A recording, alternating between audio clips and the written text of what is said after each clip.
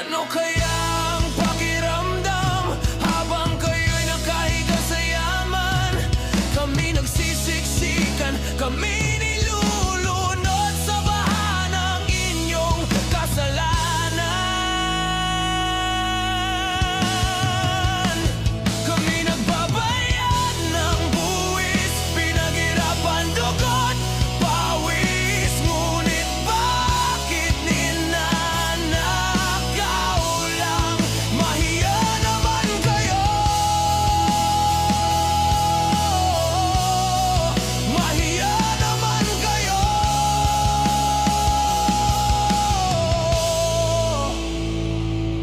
Ano kayang pakiramdam ng kontraktor na nakaupo sa